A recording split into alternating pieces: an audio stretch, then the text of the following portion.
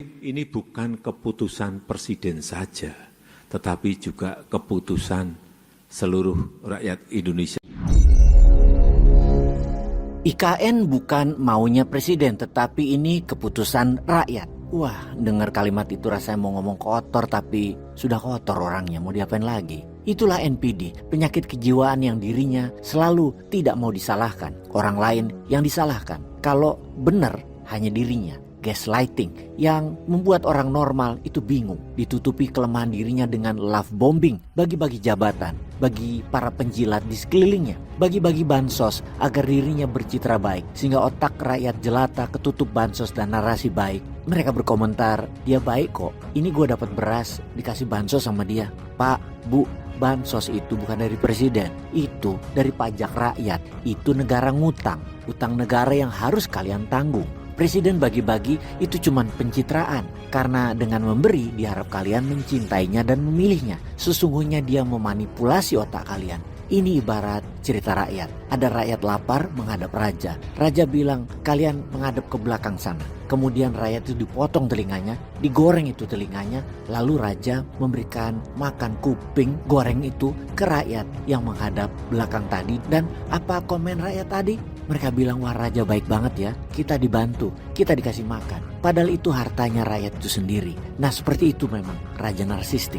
Kok bisa ya dia komentar bahwa ini keputusan rakyat? Oh, atau karena anggota DPR-nya yang menyetujui dan itu dianggap suara rakyat. Karena semua itu keputusan politik, karena mereka saling pegang biji. Dimainkanlah narasi bahwa ini keputusan rakyat. Fakta historis dan politisnya memang 93% anggota fraksi di DPR menyetujui, yang mana itu adalah fakta hukum yang merupakan representasi kemauan rakyat. Tapi kita perlu ingat bahwa semua orang sedunia hampir mengetahui bahwa DPR RI di masa Jokowi adalah tukang stempel dan pemandu hore eksekutif. Ramai di Komisi Bungkam di paripurna. Selesai kong kali kong, happy together. Undang-Undang Nomor 3 Tahun 2002 tentang IKN dibuat dengan super cepat, hanya 41 hari saja.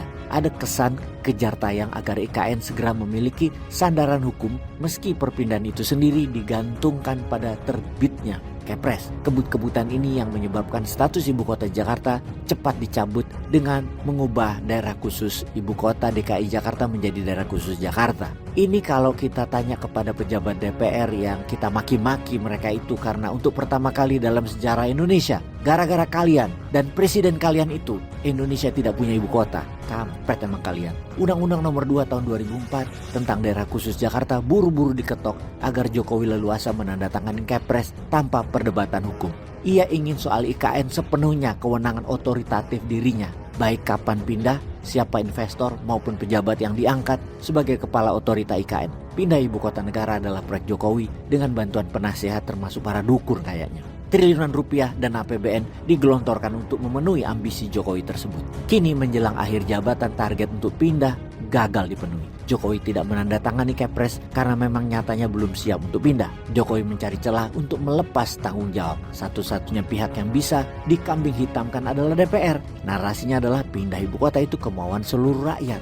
Asu, dalah. Begitulah karakter presiden yang selalu cari kambing hitam, tidak mau disalahkan dan gemar membolak-balik informasi. Kita juga semua tahu soal pindah IKN itu kemauan dan ambisi dari Jokowi untuk alasan legacy, mistis, atau alasan yang tidak logis lainnya yang banyak. Segala kritik baik terkait naskah akademik, pembebasan lahan, hingga sumber pembiayaan itu diabaikannya. Apapun keberatan tersebut, proyek IKN harus jadi. Sekarang muncul dagelan baru bahwa proyek IKN adalah keputusan seluruh rakyat. Rakyat mana, Cing? Mungkin rakyat Tiongkok ya, seperti Rempang dan PIK 2 yang demi rakyat diberi status proyek strategis nasional. Maka IKN juga menjadi jualan Jokowi ke Tiongkok. Dokumen komitmen Chengdu bersama Xi Jinping masih tersimpan rapi. Bukti bahwa Jokowi bukan bekerja buat rakyat, tetapi kepentingan tertentu, dan sudah jelas itu. Mengalihkan kegagalan pada keputusan seluruh rakyat menunjukkan bahwa Jokowi mulai frustrasi kayaknya. Tak ada harapan lagi soal IKN. Sebagaimana kasus dugaan korupsi dana COVID-19,